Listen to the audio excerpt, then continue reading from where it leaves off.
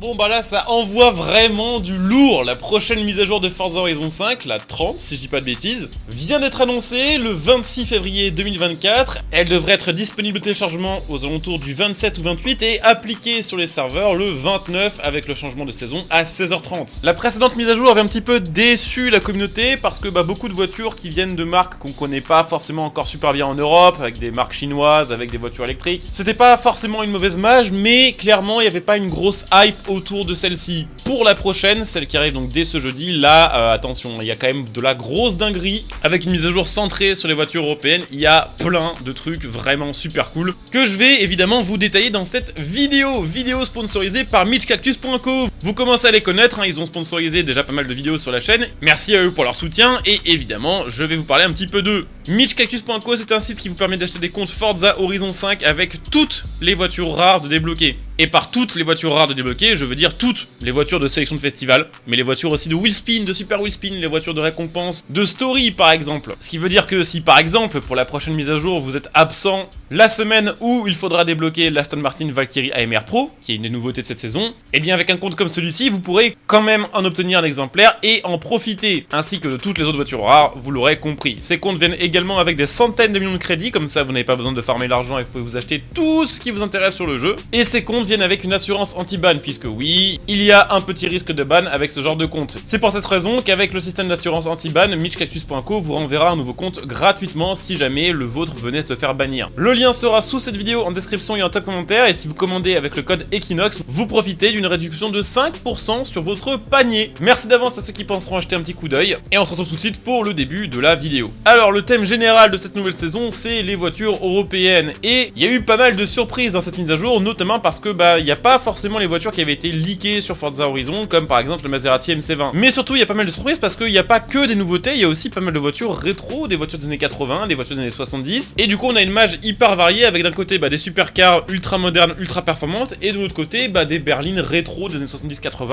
un petit peu plus RP, un petit peu plus lentes, mais qui sauront, je pense, être de très très bonnes voitures si utilisées dans les bonnes catégories et utilisées peut-être aussi pour la balade. Il y a avec cette mise à jour 8 nouvelles voitures gratuites plus 4 payantes. Je vais évidemment vous les détailler plus tard dans cette vidéo. Juste avant, je voulais mentionner une des autres nouveautés de cette mise à jour, puisqu'il y a avec l'Event Lab des nouveaux props comme d'habitude et de nouvelles fonctionnalités. Et avec la mise à jour qui arrive, ça peut vous intéresser si vous êtes créateur de projets Event Lab, de nouvelles maps, de props, choses comme ça. Ils vont ajouter, si j'ai bien compris, de nouveaux props permettant de faire des routes plus réalistes, plus propres et surtout mieux alignées. Il me semble que jusqu'ici, lorsqu'on voulait créer une route pour l'une de ces maps customisées sur l'Event Lab, il fallait, on va dire, enchaîner et juxtaposer différents objets ou différentes plaques de béton entre guillemets pour faire style que c'était une route, en se faisant chier à vérifier manuellement si elles étaient bien alignées. Avec la prochaine mise à jour, il y aura un système de route ajoutable avec des virages, avec des petits bouts de ligne droite qui seront automatiquement alignables grâce au système un peu de type Lego qu'il y a sur le jeu, avec tout simplement les deux props qui vont s'emboîter pour être parfaitement bien alignés. Ce qui permettra aux créateurs de maps d'avoir des belles routes avec des textures de route type bitume et de pouvoir les créer plus rapidement qu'avant. Sachez que également il y a une autre nouveauté, et là j'avoue que c'est un peu what the fuck, vous pouvez me dire un petit peu votre avis là-dessus en commentaire, mais il y a des dinosaures qui vont être ajoutés en tant que props sur l'Event Lab. Alors ça n'a pas beaucoup de rapport avec Forza Horizon 5, à part peut-être le T-Rex présent sur certaines extensions Hot Wheels, mais certains y voient peut-être une éventuelle annonce pour un futur partenariat avec Jurassic Park, notamment parce que cette année normalement il y a un gros jeu Jurassic Park qui sort, Jurassic Park Survival, et que ce serait pour l'occasion de remettre sur le jeu des véhicules un petit peu connotés Jurassic Park ou dinosaures, notamment le Ram T-Rex ou le ML du film par exemple. Donc je sais pas ce que vous en pensez, mais bon, ils ont quand même bien insisté sur le Stegosaurus, qui est, je pense, l'un des dinosaures phares, entre guillemets, des premiers films. Donc si c'est pas pour en parler par rapport à un partenariat avec Jurassic Park, je vois pas trop pourquoi ils en auraient parlé. Mais bon, voilà, c'était à titre informatif, on va passer maintenant aux nouvelles voitures ajoutées sur Forza Horizon 5. On va commencer avec les nouvelles voitures gratuites. Chaque semaine, il y en aura 2, et en fait, ce qu'ils ont fait, c'est assez cool, c'est que chaque semaine, il y a une vraie nouveauté à débloquer via le système de points de sélection de festival, donc à 20 points, comme d'habitude, et à côté de ça, il y aura une nouvelle voiture retour dans l'ancien Forza, à débloquer gratuitement aussi, mais qui sera à débloquer, elle, en complétant directement le championnat saisonnier qui y sera affilié. La première semaine, ça commence très fort avec, à 20 points de section de festival, l'Aston Martin Valkyrie AMR Pro à gagner.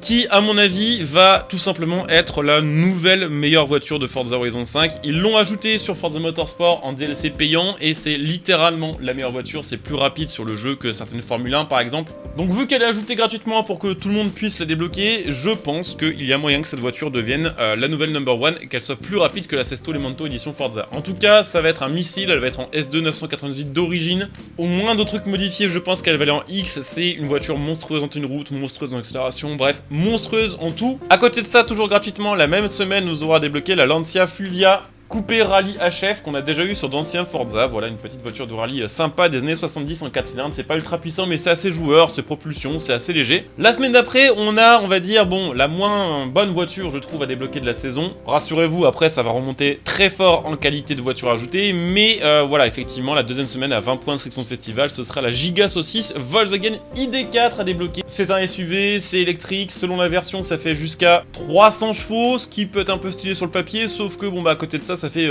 2 tonnes, voire jusqu'à 2 tonnes 2 pour les plus grosses versions. Ça fait le 0 à 100 en 6 secondes environ, et la vitesse de pointe est aux alentours des 180 km/h. Autant vous dire que ça, c'est vraiment l'énorme contraste par rapport à la Valkyrie MR Pro, que ce soit à mon avis côté fun, côté design et côté performance. En sachant que, si je dis pas de bêtises, c'est la version classique du ID4 qui va être ajoutée sur le jeu, ce n'est pas la version GTX, donc c'est pas la version sport entre guillemets. Mais ça reste à confirmer, je vous avoue, je connais pas assez ces voitures et elles m'intéressent pas assez pour que je me renseigne vraiment. Mais si quelqu'un dans les commentaires sait identifier si c'est une GTX ou une version normale, je veux bien avoir l'information, ce sera toujours utile pour plus tard. À côté de ça, à débloquer, nous aurons une nouvelle voiture française, enfin en tout cas un retour dans l'ancien Forza, la Citroën DS23, qui avait été rajoutée, hein, rappelez-vous de ça, à la fin de Forza Horizon 4. Dans l'une des dernières mises à jour du jeu, c'était même assez bizarre que cette voiture ne soit pas Day One sur Forza Horizon 5, contrairement à plein de voitures qui avaient été ajoutées en mise à jour à la fin de Forza Horizon 4. Donc là, elle revient. Un classique français, ça fait toujours plaisir aux joueurs français, et ce sera gratuit via un championnat. La semaine d'après, nous avons la Mercedes SL63 AMG, voiture qui fait aussi plaisir, hein, je pense, c'est une partie de la communauté. On a déjà sur The Crew Motorfest, celle-ci, si vous voulez voir un petit peu à quoi ça ressemble le plus près sur un jeu vidéo. Mais bon, pour résumer, c'est la dernière version de la SL, en version 63 AMG, avec le V8 4 litres. Ça fait quasiment 600 chevaux, hein, je crois qu'on doit être à 585 précisément, ça fait presque 2 tonnes, c'est assez lourd, mais bon, voilà, gros moteur, et puis voiture quand même assez luxueuse. 0 à 100, 3 secondes 6, et VMAX aux alentours des 320 km/h quand même, hein, donc c'est un sacré gamos. Et je pense que ce sera une des voitures les plus appréciées par la communauté. La même semaine à débloquer gratuitement aussi la Lotus Esprit V8 qui revient d'anciens Forza, hein, notamment Forza Horizon 4, je crois qu'on devait la voir celle-ci. C'est une voiture que j'aime vraiment bien, je trouve que son design est très très cool, et en plus de ça c'est assez performant, hein, d'origine. Alors ce qui est assez marrant avec cette voiture là, c'est que vu son design on pourrait penser que c'est un truc qui sort des années 80, mais là c'est la version de 2002 qu'on va avoir, ça fait 350 chevaux sur un moteur biturbo V8 3 litres 5, c'est assez léger, 1200 kg, c'est en propulsion, donc ça marche assez fort, et surtout ce V8 là sonne super bien, donc j'espère que sur le jeu ça va être bien fait. Dernière semaine, ma voiture préférée de la mise à jour, la Mercedes 500e qui arrive sur le jeu. Rappelez-vous-en, je vous en ai parlé dans un leak il y a des mois et des mois. Petit clin d'œil à tous ceux qui disent que je relais des leaks qui n'arrivent pas sur le jeu. Bon bah voilà, hein, ça finit par arriver, la 500e. C'est une Mercedes W124, donc de la fin des années 80, début années 90, qui est retravaillée pour en faire l'un des premiers gros slippers de l'époque, donc quasiment, on va dire, stock. Côté esthétique, hein, ça ressemble vraiment à une W124 classique, sauf qu'elle a un moteur V8 de 5 litres qui sort plus de 320 chevaux. Alors c'est une voiture un petit peu lourde, ça fait une tonne 7, c'est avec une boîte de vitesse à l'ancienne, mais dites-vous que ça marchait quand même très fort à l'époque, un 0 à 100 en 5 secondes 9 et plus de 250 en vitesse de pointe. Dans les années 90, c'était voilà, quand même un sacré machin. Et je pense que cette voiture a bien marqué les esprits, notamment grâce au film Taxi, puisque rappelez-vous, dans Taxi 1, le Taxi 406, à un moment il se fait poursuivre, enfin c'est pas un moment, c'est pendant tout le film, il se fait poursuivre par des Mercedes 500e. Évidemment dans le film, vu que c'est la voiture des méchants, elle est censée être moins performante que la 406, mais forcément IRL, il n'y a pas photo, une 500e arrache 1000 fois une 406 sans souci. Donc ça a 20 points de sélection de festival, et gratuitement aussi la même saison, hein, donc à débloquer via un championnat, le Volkswagen Double Cab, donc on va dire le combi pick-up qu'on avait déjà sur d'anciens Forza. C'est pas trop mon truc, mais il en faut pour tous les goûts. Donc côté voiture gratuite, je dois avouer que à part le ID4 et le Double Cab, franchement le reste c'est banger, hein. La Valkyrie incroyable, la Fulvia je pense très très fun à conduire au volant, la DS23 nickel pour les Français, la SS63 étant un grand fan de ce style de voiture, forcément c'est parfait pour moi, la Esprit V8 je l'adorais sur FH4, la 500e je la veux sur un jeu depuis 10 ans. Pour moi, c'est, je pense, une des meilleures mises à jour qu'a reçu Forza Horizon 5, en tout cas dans le top 3, je dirais. Faut évidemment me dire un petit peu ce que vous en pensez via les commentaires sur cette vidéo, mais franchement, je pense que cette mise à jour va vraiment plaire. Mais c'est pas tout, vous l'avez compris, je le disais en début de vidéo, il y a aussi un nouveau pack payant, pack à 4,99€ qui n'est pas inclus, je le rappelle, dans le car pack, hein, dans le car pass, pardon. Ce qui veut dire que oui, même si vous avez l'édition premium de Forza Horizon 5, bon bah il faut remettre de l'argent sur le jeu pour tout avoir. Mais il y a quand même des trucs assez cool dans ce DLC là. Alors on va commencer avec le truc le moins stylé, puis on va aller vers, je trouve, le plus stylé. On commence avec la Battista Pininfarina qu'on a également sur Forza Motorsport. Alors je trouve que ça, côté DLC, c'est pas fou, parce que bah justement, si vous lancez Forza Motorsport, cette voiture, vous pouvez l'utiliser gratuitement, il n'y a pas besoin de payer un DLC ou quoi que ce soit. Et ça fait toujours bizarre, je trouve, de récupérer en DLC sur un Forza une voiture qu'on a gratuitement sur un autre Forza, bah on va dire avant, si on a joué en DLC. Bon après, bah que vous dire sur cette voiture là, honnêtement pas grand chose pour l'instant, c'est une voiture trop récente pour avoir une vraie histoire. On sait que ça fait 1900 chevaux, que ça a été construit en partenariat avec Rimac, que ça va probablement être un missile en ligne droite, que c'est une électrique, donc probablement elle va avoir une tenue de route très aléatoire, qu'elle devrait prendre pas loin de 500 km/h sur le jeu, et que bah son accélération est assez colossale avec un 0 à 100 en 1 seconde 9 et surtout un 0 à 300 en 12 secondes. C'est-à-dire que cette voiture a atteint 300 km/h avant que vous ayez eu le temps d'atteindre 100 km/h avec le Volkswagen Double Cab, donc on est quand même sur une dinguerie en termes de perf pure, ça c'est vrai. En numéro 2, dans les trucs plutôt cool de ce DLC là, on a la Bentley Continental GT Cabriolet, donc si je dis pas de bêtises, ça doit être les dernières avec le V8 4 litres qui fait 550 chevaux, bon ça reste une grosse voiture, ça reste une Bentley, c'est pas léger très clairement, donc c'est pas une voiture vraiment de sport, mais Bentley ça a quand même de la gueule, et les performances en ligne droite sont quand même assez impressionnantes, hein. Je crois que c'est 0 à 100 en moins de 4 secondes, et c'est VMAX à plus de 300 km/h quand même, hein. Mais bon, c'est pour moi pas le truc le plus cool de cette mise à jour. On arrive sur les trucs très très cool de ce car pack avec la Jaguar SV Project 8, qui est une version ultra sport de la Jaguar XE classique qui est, je crois, déjà présente sur Forza Horizon 5. Bon, c'est vraiment très modifié par rapport à une XE normale. Déjà, le moteur, bon, c'est un V8 compressé 5 litres qui sort 600 putains de chevaux. On a un kit qui fait un peu penser à certains kits DTM, avec l'aileron, avec bah, tout le kit large forcément, avec bah, tout ce qui va être les lames avant-arrière. On a les jantes modifiées, ce ne sont pas les mêmes freins que sur une XE, ce ne sont pas les mêmes suspensions normales. 325 km/h VMAX et un 0 à 100 en 3 secondes 7, ce qui est quand même assez hallucinant pour une propu qui fait quand même une tonne 8, donc ça marche super fort, c'est super rare, et ça devrait être franchement une bonne bagnole. Et pour terminer, ma petite préférée, hein, je vous cache pas que ça, c'est vraiment pour moi, voilà, ma petite Madeleine de Proust, ma petite préférée, voilà, de cette mise à jour et de ce car pack, la AMG Hammer en version wagon. Donc la Hammer, on l'a déjà sur le jeu, mais là, on nous ajoute une version break, et les breaks sur le jeu, il y en a très peu.